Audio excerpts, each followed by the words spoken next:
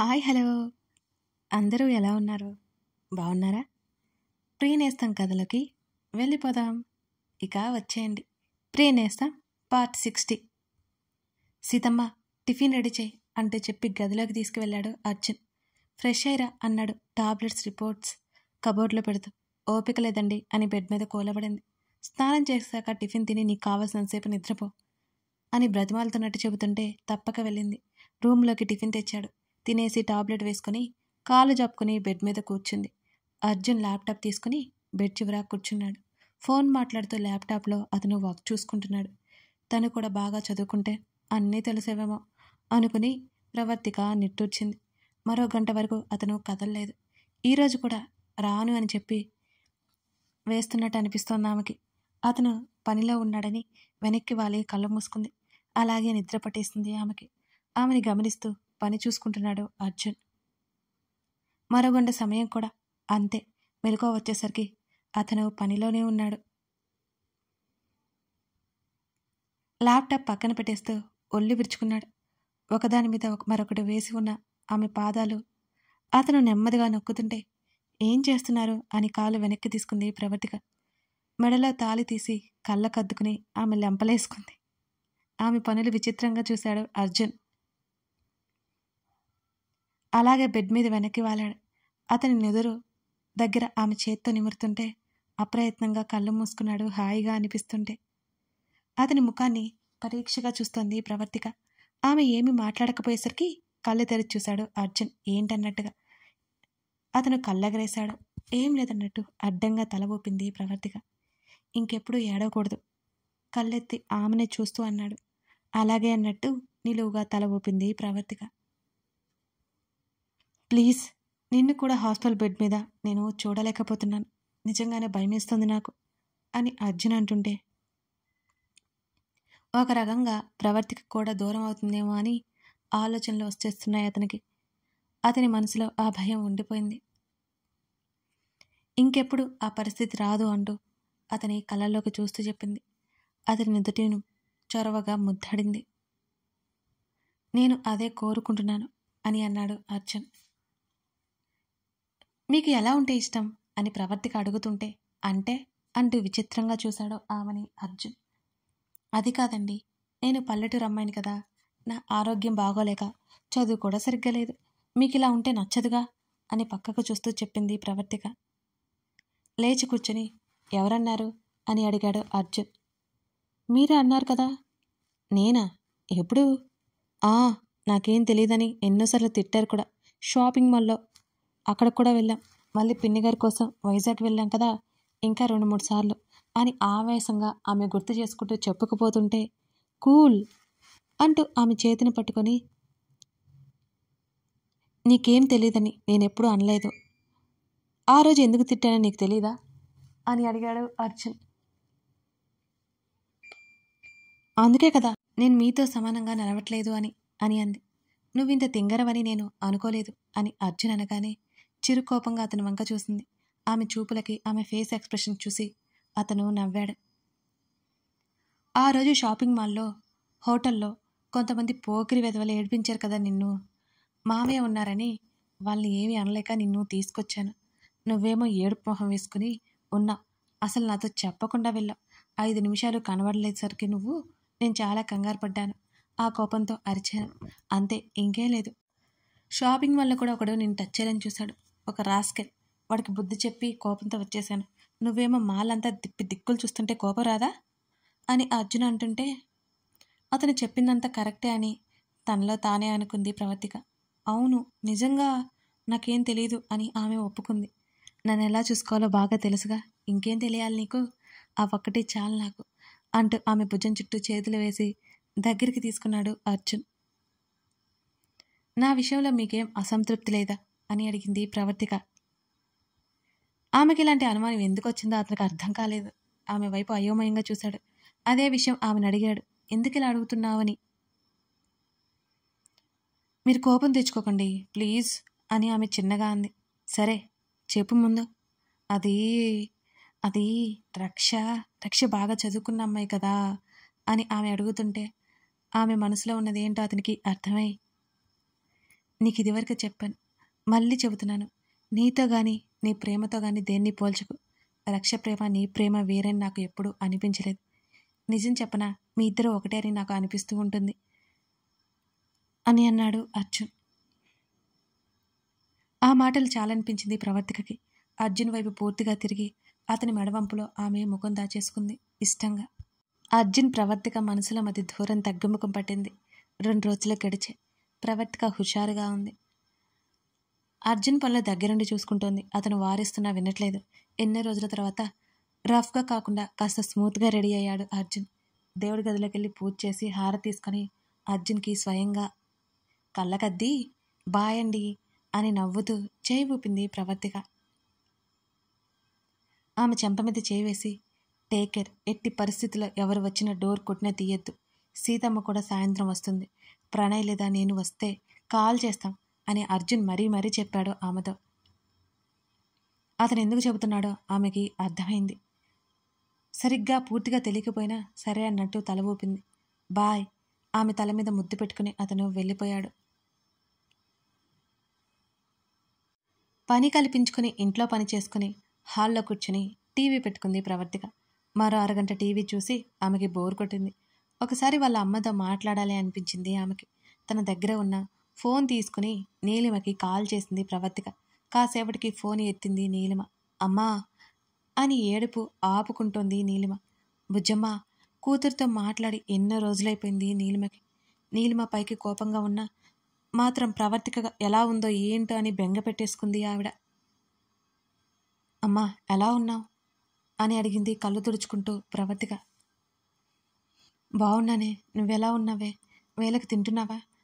ఎక్కడ ఉన్నావు అసలు అని గాబరాగా అడిగింది. ఆ మాటలకు చిన్నగా నవ్వుకుంటూ, నా మీద కోపం పోయిందా అమ్మా అని అడిగింది ప్రవర్తిక. నీ జీవితం అలా అయిందని బాధగా ఉంది నాకు అని నీలిమ చెప్పింది. అమ్మా నేను ఆయన దగ్గరికి వచ్చేశాను. నువ్వింకా దిగులు పెట్టుకోవద్దు సరేనా? ఇంకెప్పటికీ ఆయనకి దూరంగా రాను సరేనా అని నవ్వుతూ చెప్పింది ప్రవర్తిక. నిజమేనా? ఆశ్చర్యంగా అడిగింది నీలిమ. అవునమ్మా, నిజంగా నిజం. ఇప్పటికే మా ఇద్దరికి ఎటువంటి మనస్పర్ధలు లేవు, ఇంకెప్పటికీ రావు కూడా. నువ్వేం దిగులు పెట్టుకోకు. పిన్ని చిన్నాన్న ఎలా ఉన్నారు అని అడిగింది ప్రవర్తిక. ఇదిగో నువ్వే మీ పిన్నితో మాట్లాడు అంటూ ఫోన్ కామాక్షికిచ్చింది నీలిమ. కొంత సమయం కామాక్షితో మాట్లాడి కాల్ కట్ చేసింది. ఇప్పుడు చాలా రిలీఫ్గా అనిపించింది ప్రవర్తికకి. లంచ్ టైంలో అర్జున్కి కాల్ చేసింది ప్రవర్తిక. అప్పుడు అర్జున్ కమిషనర్ ఇంట్లో ఉన్నాడు. కాల్ కట్ చేశాడు ఆమెది. పనిలో ఉండి ఉంటాడని ఆమె ఫోన్ పెట్టేసింది. పరశురాం స్టేషన్ నుంచి తప్పించుకున్నాడు. అతని కోసం పోలీసులు గాలిస్తున్నారు. అయినా ఎక్కడ ఉన్నాడో తెలీదు. ఒక సాధారణ వ్యక్తి పోలీసుల నుండి తప్పించుకొని ఎక్కడో కనిపించకుండా ఉండడం మామూలు విషయం కాదు. అతని వెనుక ఎవరున్నారా అని అర్థమైపోయింది అర్జున్కి. కమిషనర్ కృష్ణమూర్తి ఫ్రెండ్ కావడంతో అర్జున్ పని సులువైంది. తన మీద అటాక్ చేసినట్టు కూడా ఆయనతో చెప్పి రక్ష హార్ట్ ఎవరికిచ్చారో తెలుసుకోవడానికి ఆయన హెల్ప్ కావాలని అడిగాడు అర్జున్. రక్ష చనిపోయిన హాస్పిటల్లో ఎంక్వైరీ చేయించి అర్జున్కి డీటెయిల్స్ పంపిస్తానని చెప్పాడు కమిషనర్. అక్కడి నుంచి బయటకు వచ్చేసి ఆఫీస్కి వెళ్ళాలనిపించక ఇంటివైపుకి కారును మళ్లించాడు అర్జున్. ఫోన్లో ప్రవర్తిక మిస్డ్ కాల్స్ చూసి రిటర్న్ కాల్ చేశాడు అర్జున్. టీపాయ్ మీద పెట్టేసి బెడ్రూమ్లో ఉంది ప్రవర్తిక. ఆమె ఫోన్ చూడలేదు అతను ఫోన్ చేయడం. ఎలాగో వెళ్తున్నాను కదా అనుకుని కాల్ కట్ చేసి ఇంటికి బయలుదేరాడు అర్జున్. కాసేపటికి కాలింగ్ బెల్ పదే పదే వినిపిస్తుంటే నిద్రలో నుంచి మేల్కొని టైం చూస్తే మధ్యాహ్నం 1 అవుతోంది. ఈ టైంలో ఎవరై ఉంటారు? ఆయన రారు, అన్నయ్యకి కుదరదు, సీతమ్మ కూడా రాదు అని ఆయన అన్నారు. ఎవరొచ్చినా తలుపు తెరవద్దని మరీ మరీ చెప్పారు. డోర్ తీయాలా వద్దా అని ఆలోచిస్తూ హాల్లోకి వచ్చింది ప్రవర్తిక. టీపాయ్ మీద ఉన్న ఫోన్కి మెసేజ్ నోటిఫికేషన్ రాగానే టింగుమంది. అర్జున్ మిస్డ్ కాల్స్ కూడా ఉన్నాయి. అతనే వచ్చి ఉంటాడని సంతోషంగా తలుపు తెరిచింది ప్రవర్తిక. ఎదురుగా ఉన్న తండ్రిని చూసి ఆమె షాక్ అయింది. ఆమె ఆశ్చర్యంలో ఉండగానే లోపలికి వచ్చి తలుపు మూసేశాడు పరశురాం. బుజ్జమ్మ, ఎలా ఉన్నావు తల్లి అంటూ కూతుర్ని దగ్గరికి తీసుకున్నాడు పరశురాం. ఇంకా ఆశ్చర్యంలోనే ఉన్న ప్రవర్తిక నాన్న అంటూ వణికే గొంతుతో ఆయన్ని పిలిచింది. తల్లి అంటూ కన్నీళ్లు పెట్టుకున్నాడు పరశురాం. తండ్రి వైపు కోపంగా చూసి ఏడుస్తోంది ప్రవర్తిక. అలా చూడకు తల్లి, నేనేం చేయలేదు, నన్ను నమ్ము, చేయని తప్పుకు నేను చిక్కుల్లో పడ్డాను అని పరశురాం కూతురు ముందు వేడుకుంటున్నాడు. అంతా నన్ను మోసం చేయాలని చూశారు ఎందుకు నాన్న? ఒక ఆడపిల్లని ఎలా చంపేశారు మీరు?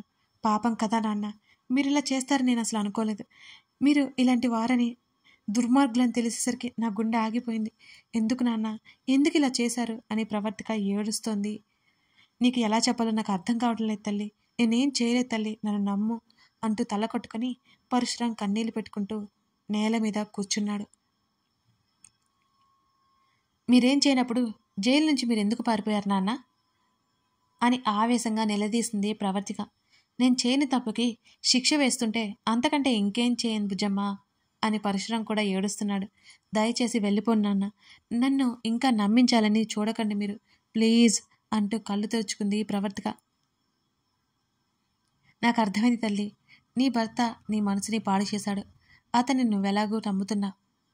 బలవంతంగా తీసుకొచ్చి మెడలో తాళి కట్టిన వాడిని ఎలా నమ్ముతున్నావు? నీ కన్న తండ్రి నేనేం తప్పు చేయలేదని బ్రతిమాలతో ఉంటే నీ మనసు కరగడం లేదా అని బాధతో నిన్న గొంతుతో అన్నాడు పరశురాం. పరశురాం చూసి నిజంగా తన తండ్రి ఏమీ చేయలేదేమో అనిపించింది ప్రవర్తికకి. అలా అంత దీనంగా వేడుకుంటున్నాడు మరీ పరశురాం. కానీ అర్జున్ చెప్పిన మాటలు గుర్తుకొచ్చి, మీరేం చెప్పినా నేను నమ్మను నాన్న, మీరు ఎలాంటి వారో నాకు బాగా తెలుసు, నా ముందు ఇంకా నటించకండి. ఈ విషయం అమ్మకు తెలిస్తే గుండె ఆగిపోతుంది. ఇప్పటికైనా మారితే మీకు శిక్ష తగ్గించే మార్గం నేను చూస్తాను అని తండ్రి చేతిని పట్టుకుని ప్రవర్తిక తిరిగి వేడుకుంటోంది. అయినా పరశురాం కరుగుతాడా? ఎంత తండ్రే కదా, అందుకే ఆమె ప్రాధేయపడుతోంది. నేనేం తప్పు చేయలేదు బుజ్జమ్మ అని అన్నాడు పరశురాం మళ్ళీ. ప్లీజ్ నాన్న, లొంగిపోండి అంటూ ఫోన్ చేతిలోకి తీసుకుంది ప్రవర్తిక. కూతురి చేతిలో ఉన్న ఫోన్ లాక్కుని నేలకేసి విసిరికొట్టాడు పరశురాం. తండ్రి చేసిన పనికి మరింత నిర్ఘాంతపోయి అతని వంక చూసింది ప్రవర్తిక.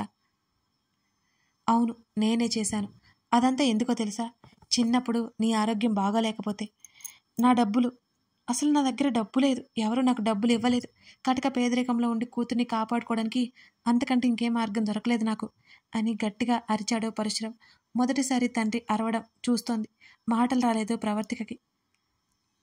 ఇన్ని రోజులు తండ్రి ఏ తప్పు చేయలేదని ఆమె అనుకుంటోంది. ఎక్కడో కొంచెం ఆశ ఉండేది. కానీ ఈ రోజుకి ఆశ చచ్చిపోయినా ఆమె కళ్ళలో నీళ్లు కూడా కారిపోసాగాయి. నోటికి చెయ్యడ్డు పెట్టుకుని ప్రవర్తిక ఏడుస్తోంది. నేను తప్పు చేశాను, ఎందుకు నా కుటుంబం బాగుండాలి, అయినా ఇప్పుడేమంటావు నువ్వు అని పరశురాం ఆవేశంగా అడుస్తుంటే కళ్ళు తుడుచుకుని తండ్రి వైపు అడుగులు వేసింది ప్రవర్తిక. ఇన్ని రోజులు మీరు ఏ తప్పు చేయలేదని నా మనసులో ఉండేది. అందరూ పొరపాటు పడుతున్నారనుకునేదాన్ని. కానీ ఈరోజు మీ నిజస్వరూపం తెలిసింది. తప్పుడు పనులు చేసి నాకు ప్రాణభిక్ష పెట్టారు. ఈ ప్రాణం భారంగా ఉంది నాన్న. నువ్వు చేసింది తప్పు అని మొదట్లోనే ఆపలేదు, దాన్ని కొనసాగిస్తూ వచ్చా. మరి ఆయన దగ్గర కూడా డబ్బులు తీసుకున్నావు కదా నాన్న, ఆయన సహాయం చేయడం వల్లే నేను బ్రతికానని ప్రణయ్ అన్నే చెప్పాడు. ఇప్పుడు అర్థమైంది ఎన్నో ప్రాణాలు పోవడం వల్ల నేను బ్రతికాను అని ఆమె గట్టిగట్టిగా ఏడుస్తుంటే, అవును, ఆ టైంలో నాకు ఏ పార్టీలు డబ్బులు అవసరమైందే. ప్రణయ్ దగ్గర ఉన్నది మొత్తం సర్దాడు, అయినా సరిపోదు. అప్పుడే నీ మొగుడు సాయం చేశాడు. సగం ఆపరేషన్కి పెట్టి మిగతా సగం నేను వాడుకున్నాను. నీ ప్రాణాలు కాపాడాడని మాత్రమే నీ భర్తని చంపకుండా వదిలేస్తున్నాను. కానీ నా జోలికి వస్తున్నాడు వాడు. నా సహనం చచ్చిపోతుంది. ఖచ్చితంగా వాడికి చావు రాసిపెట్టి ఉంది నా చేతుల్లోనే అని అంటున్న తండ్రి మాటలు విని నాన్న అని అరిచింది ప్రవర్తిక. ఇప్పటి వరకు ఆలోచించాను, ఇక ఆలోచించలేదు. చంపేస్తాను, వాడిని వదిలేసి నాతోరా. మా బాస్ మేనల్లుడు నిన్ను పెళ్లి చేసుకుంటాడు. వాళ్ళకి నీ భర్త కంటే చాలా ఆస్తి ఉంది. నేను మహారాణిలా చూసుకుంటాడు కూడా. వెళ్దాం పదా బుజ్జమ్మ, మీ అమ్మని కూడా నేను అక్కడికే తీసుకొస్తాను అని ప్రవర్తిక చేతిని గట్టిగా పట్టుకున్నాడు పరశురాం. ఛీ, పెళ్ళైన కూతుర్ని ఇంకొకరికి భార్యని చేయాలనుకునే వాళ్ళని నిన్నే చూస్తున్నాను నాన్న. ఇంతవరకు నేను అసలు చూడలేదు. మిమ్మల్ని చూస్తున్నాను. మీ మీద గౌరవం, ప్రేమ చచ్చిపోయింది నాకు ఈ క్షణం నుంచి. నా భర్తని వదిలి నేను ఎక్కడికి రాను. మీరు అలా పెళ్లి చేయాలని చూసింది ఎందుకు కూడా నాకు తెలుసు నాన్న, తెలుసు. అక్కడ కూడా మీ లాభాన్ని మీరు చూసుకుంటున్నారు. సంతోషంగా ఉండే మీ భవిష్యత్తుని చూసుకుంటున్నారు తప్ప మీ కూతురు సంతోషం మాత్రం మీకు అక్కర్లేదు, అంతేనా? ఈ రోజు నుంచి నాకు తండ్రి లేడు. అమ్మకి తెలిస్తే పిచ్చిదైపోతుంది. దయచేసి దయచేసి ఇప్పటికైనా మారండి నాన్న. మీకు ఉరిశిక్ష పడకుండా నేను చూస్తాను నాన్న, ప్లీజ్ అని మరోసారి తండ్రిని వేడుకుంటోంది ప్రవర్తిక. నా మాట నువ్వు వినలేదు. నీ మాటలు వినాల్సిన అవసరం నాకు లేదు. రా అంటూ కూతురు చేతిని పట్టుకుని ఆయన లాక్కుపోతుంటే, నాన్న వదలండి, నేను ఎక్కడికి రాను, నన్ను వదలండి అని ప్రవర్తిక ఏడుస్తుంది. విదిలించుకుంటూ ఉంది. కనికరం లేకుండా బయటికి లాక్కొచ్చాడు పరశురాం ప్రవర్తికని. కథ కొనసాగుతుంది. మరి అర్జున్ వచ్చేసరికి ప్రవర్తికని పరశురాం తీసుకెళ్ళిపోతాడా లేదా తెలుసుకోవాలంటే తర్వాత పాటు చూడాల్సిందే. కథ మీకు నచ్చిందనే అనుకుంటున్నాను. మన కథ టెక్స్ట్తో పాటు ఆడియో కూడా వింటున్నారని నాకు అర్థమైంది. మీరు చదువుతూ వింటారని నేను రాసిన ఈ కథ మీకు చదువుకోవడానికి అన్నట్టు టెక్స్ట్ పెడుతున్నాను. Thank you for watching this video.